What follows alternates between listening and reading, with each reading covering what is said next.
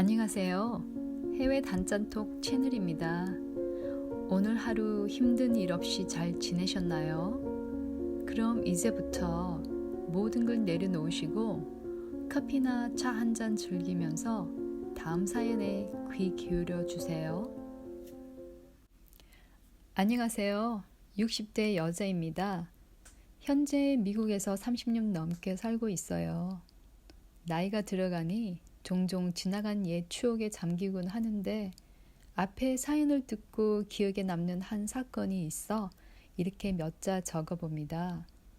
한국에서 대학을 갓 졸업하고 일자리를 찾고 있을 때쯤부터 내 친구들은 하나둘 결혼을 하기 시작했어요. 하지만 전 결혼 생각은 아예 하지도 않았지요.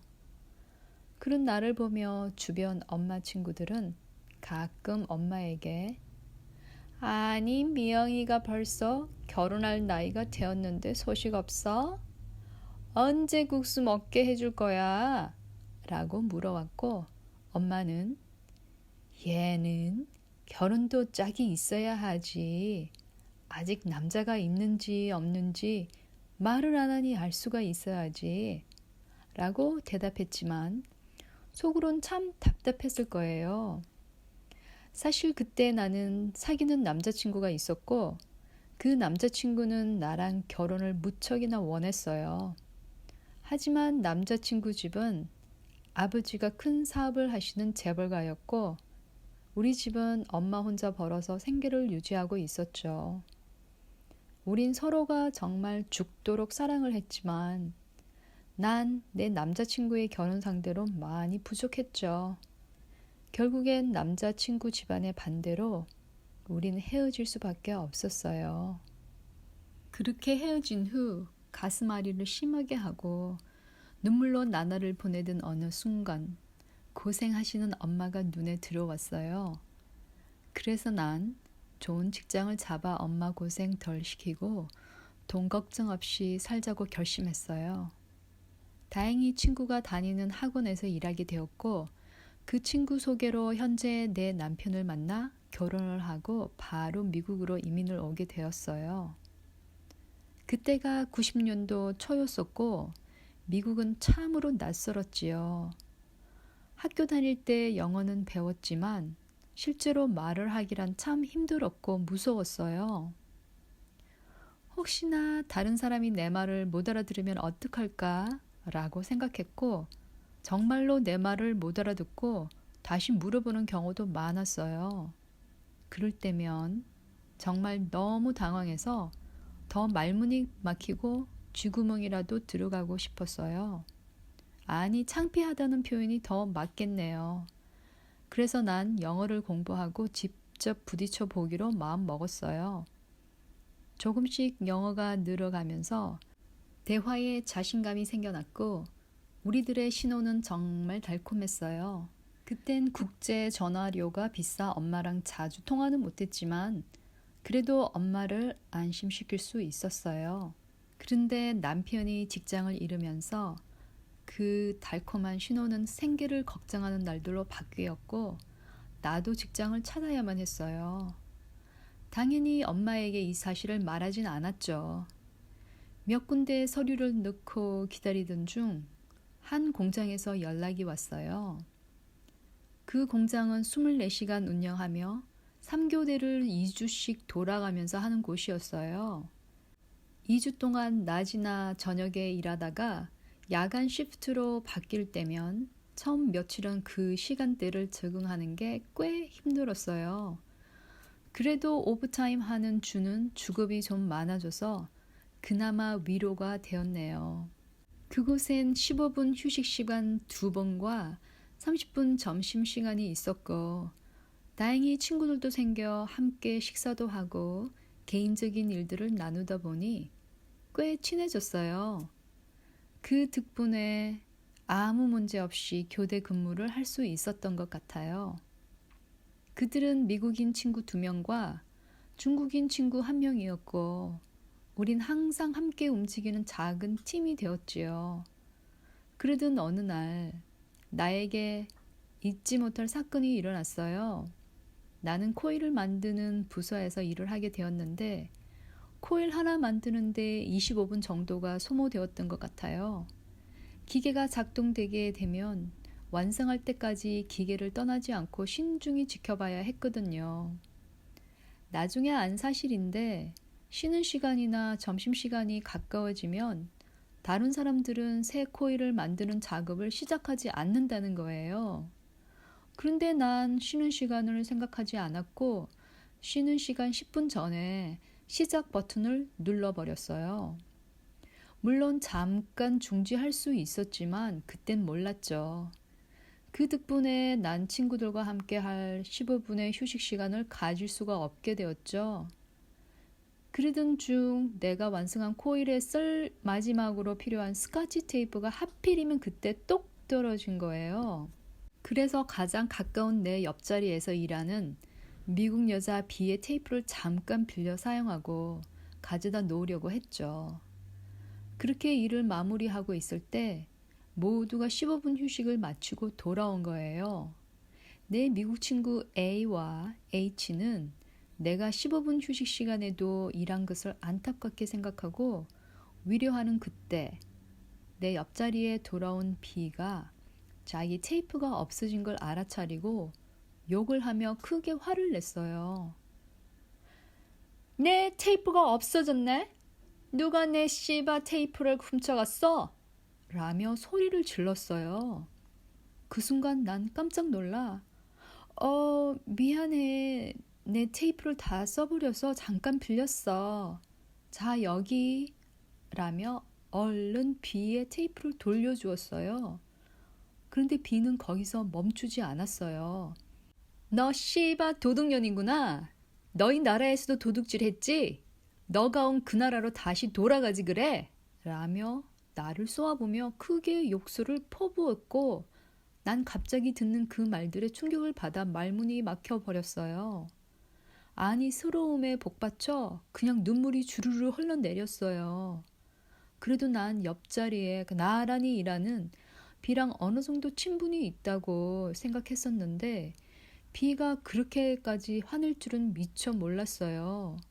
황당하고 너무나도 창피했어요.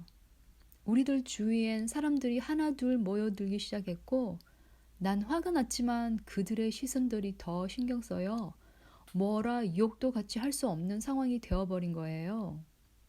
다행히 색깔이 짙은 UV 안경을 쓰고 있어 내 눈은 잘 보이지 않았지만 난 눈물을 감추기 위해 돌아섰고 그 순간이 빨리 지나가길 바랬어요.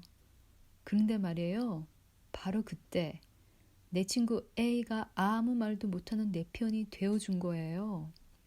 내 친구 A는 바로 B의 그 말에 대답했어요.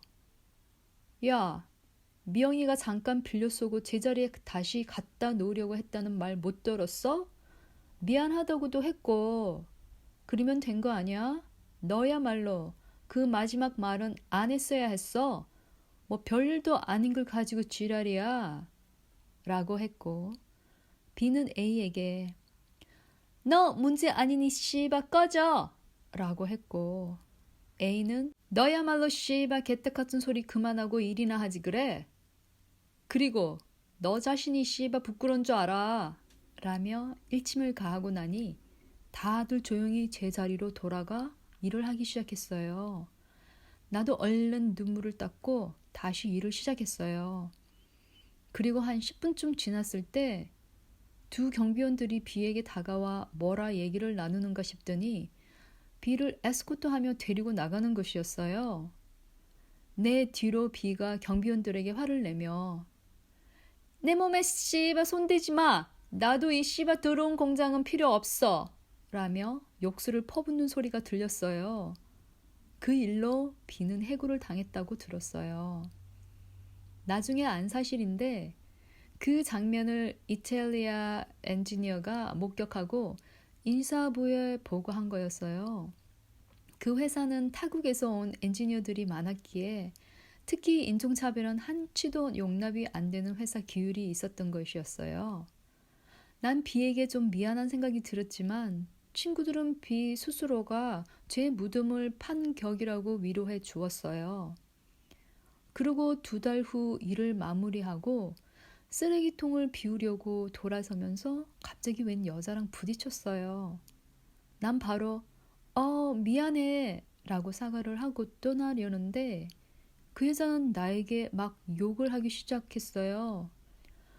너구나. 너 때문에 내 친구가 해고당했어.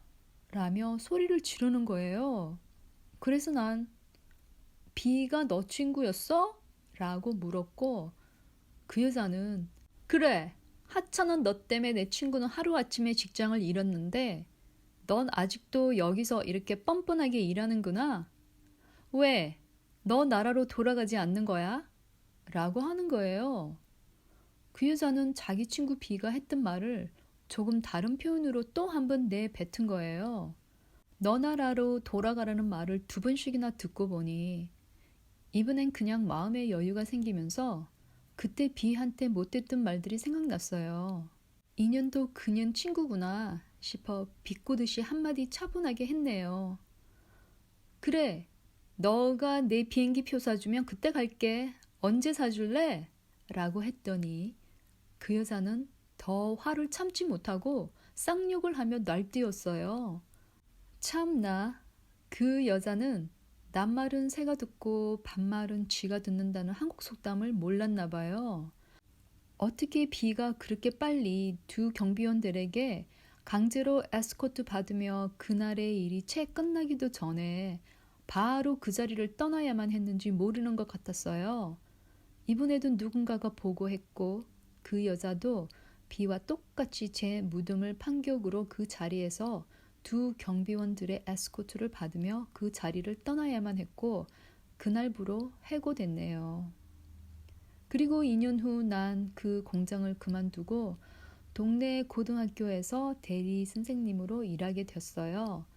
공장보다 시간이 너무 좋았고 훨씬 자유로웠어요. 그런데 원수는 외나무 다리에서 만난다는 한국 속담처럼 거기서 B랑 마주쳤어요. 어디서 많이 본 듯한 낯이 익은 여자가 나를 보자 웃으면서 인사하고 지나갔고 나도 같이 가볍게 인사를 했어요. 그런데 글쎄 몇 초도 안 돼서 난 그 여자가 B라는 걸 기억해냈죠. B는 인턴으로 그 학교에 와 있었고 B가 바로 T 선생님의 인턴이란 걸 알게 됐어요. 다행히 T 선생님은 나랑 친하게 지내는 사이였고 그때 막 점심을 같이 먹고 나온 후였어요. 난 B를 좀 안다고 했고 T 선생님은 궁금해했어요. 그래서 난 지난 사건들을 다 얘기해줬네요. T 선생님도 B에게 그다지 좋은 이미지는 받지 않았다고 말했고 내 얘기를 다 듣고 나서 완전히 분노했어요. 그런 몹쓸 발언을 한 B는 학교에서 일할 자격이 없다고까지 했으니까요. 내심 고마웠어요. 결국 우리 학교 구역에는 B의 이름은 찾을 수가 없었고 그렇게 우리의 인연은 거기까지였네요. 정말 사람 이름 모르는 거예요. 하필 B가 내가 일하는 학교로 와서 인턴을 할 게 뭐예요? 세상은 참 넓고도 좁다는 말을 다시 한번 실감나게 하는 사건이었네요. 그때 그 일을 생각하면 아직도 B가 왜 그렇게 화를 내게 됐는지 정말 궁금해요. 그리고 내 편을 들어준 미국 친구 A랑은 오랫동안 친구로 남을 수 있었네요. 다행히도 현재 내 친구들은 이제 어느 누구도 부럽지 않은 아예 나에겐 가족 같은 그런 친한 친구들이고 나에겐 여전히 큰 지지자로 남아있어요. 그 일로 난 더욱더 성숙하고 단단해질 수 있었는지도 모르겠네요. 내 얘기 들어주셔서 감사해요. 좋은 하루, 행복한 하루 되세요.